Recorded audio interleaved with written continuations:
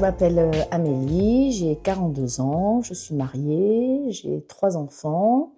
J'habite sur la commune de La Ruscade. Je suis vendeuse, je fais partie de plusieurs associations, très investie dans les associations, et voilà. Alors, la bipolarité, c'est un trouble psychologique euh, qui se prononce de différentes manières chez différentes personnes forcément. Chez moi, personnellement, c'est des phases maniaques, les phases hautes et les phases dépressives, donc les phases basses. Aujourd'hui, je suis stabilisée, mais toujours avec une petite épée de Damoclès au-dessus de la tête. Les premiers signes de la maladie sont apparus comme une dépression, suivie de moments où j'allais très très bien, un peu trop bien. Je devais avoir 13-14 ans. Mais comme c'est la période de l'adolescence, ben, on n'a pas forcément mis de suite un nom sur la maladie. Ça pouvait aussi être une crise de l'adolescence. Bon, ce n'était pas le cas. J'ai été diagnostiquée par un psychologue sur Bordeaux qui a mis pour la première fois le nom de bipolarité sur mes symptômes et qui a entamé un long suivi avec moi, avec mon médecin traitant également.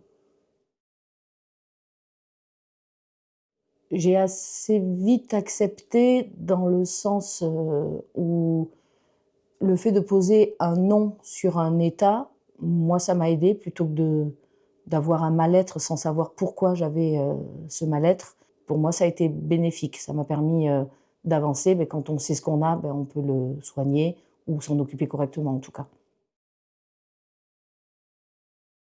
Mes amis proches sont au courant, ma famille est au courant bien entendu, ma belle famille aussi. Et après, honnêtement, c'est pas la première chose que je dis quand je rencontre quelqu'un, mais des personnes qui sont amenées à le savoir un peu plus tard dans notre relation, je peux en parler librement, sans forcément passer par toutes les étapes de ma vie non plus. Mais leur dire que je suis bipolaire, pour moi, c'est absolument pas une honte. Ça fait la personne que je suis aujourd'hui. On doit forcément intégrer notre famille dans le parcours de soins, que ce soit au début ou à la fin, parce qu'ils sont un atout pour nous. Je pense notamment à ma mère qui encore aujourd'hui, si je peux avoir des jours où je ne suis pas forcément en forme, elle va avoir un œil différent sur moi qu'une personne lambda, parce qu'elle me connaît, bah, c'est ma mère, donc mieux que personne. Est-ce que vraiment ça va là? Oui, ça va. Bah, par un soutien global, général, une bienveillance constante. Si par exemple j'ai besoin de plus dormir ou ce genre de choses, mon mari va être à l'écoute.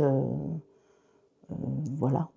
C'est surtout la bienveillance et l'attention, on va dire.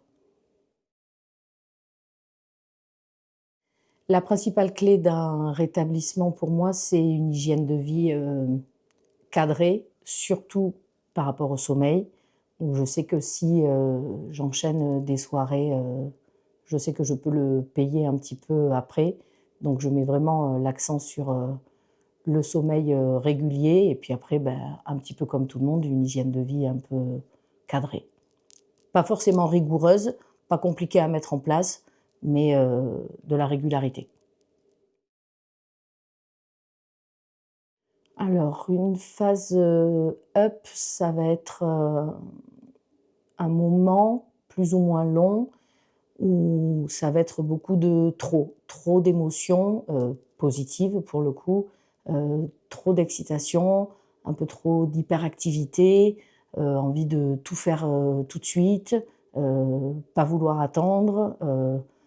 Je ne vais pas dire peu importe les conséquences parce qu'aujourd'hui avec l'âge adulte, j'ai quand même la notion des conséquences. Mais voilà, quand j'étais un peu plus jeune, ça pouvait être d'aller acheter quelque chose tout de suite, même si j'en avais pas forcément les moyens.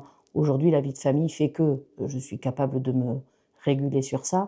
Mais voilà, trop de beaucoup d'activités avec une humeur beaucoup trop joyeuse pour ce que je vis à ce moment-là, quoi. Aujourd'hui, j'ai plus trop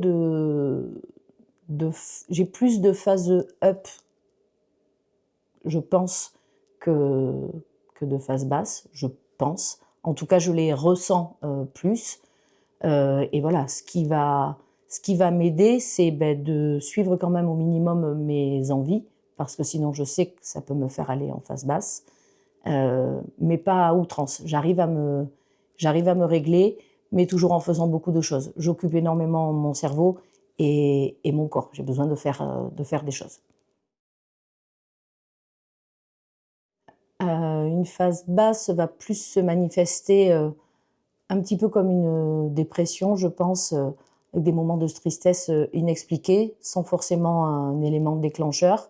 Avoir envie de rien, des choses que j'aime faire d'habitude, m'apportent pas grand-chose alors que c'est des choses que j'adore, voilà, ce genre de choses. Aujourd'hui, j'ai très peu de phases basses parce que ma vie fait que, j'avance.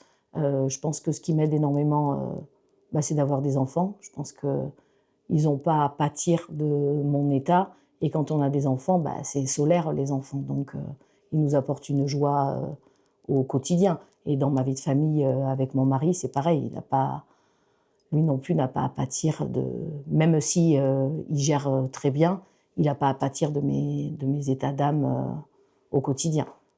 Donc j'avance en faisant en sorte, de remonter vite.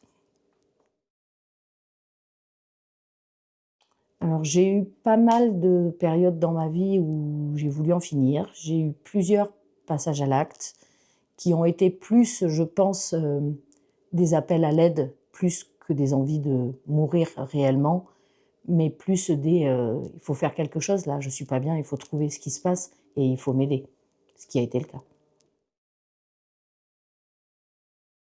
Moi, j'ai eu aucun souci, pour travailler avec, ma bipolarité. C'est pas forcément quelque chose que j'ai mis en avant, lors du recrutement ou même dans mes premiers mois, de salarié.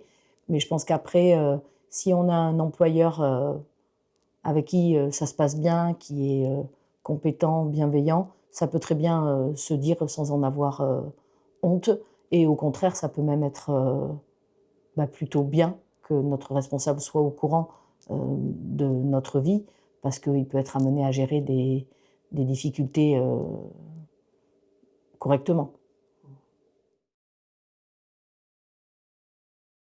Je pense que cette maladie, comme j'ai dit tout à l'heure, fait que je suis cette personne, aujourd'hui. Peut-être que si j'avais pas vécu ça, je serais pas la même personne, pas cette même force de caractère en tout cas.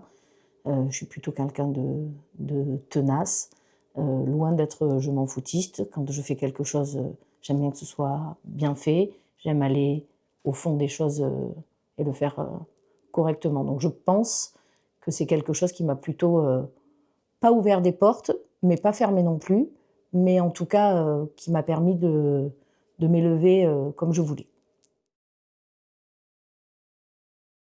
À l'âge adulte, j'ai jamais, participé à des groupes de parole.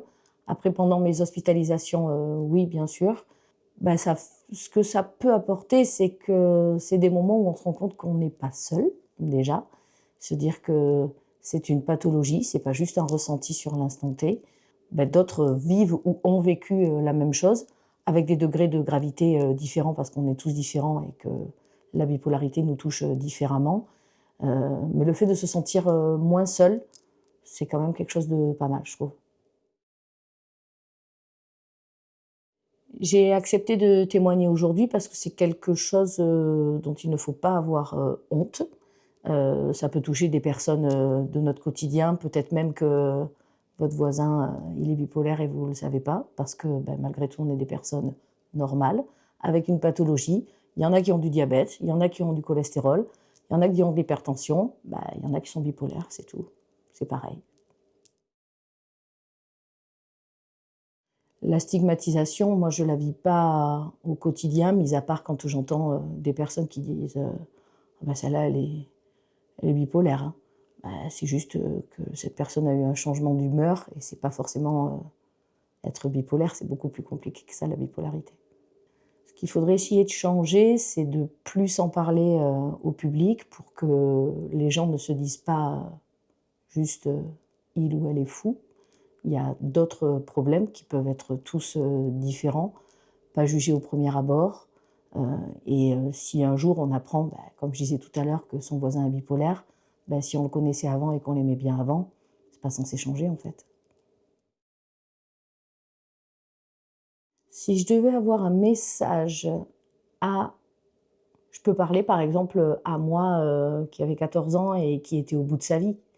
Bah, tu vas t'en sortir, ça peut être long, ça peut être compliqué, ça peut être douloureux, mais ça vaut le coup à la fin. Quand on arrive à être, stabilisé à plus ou moins long terme, après, la vie vaut le coup d'être vécue.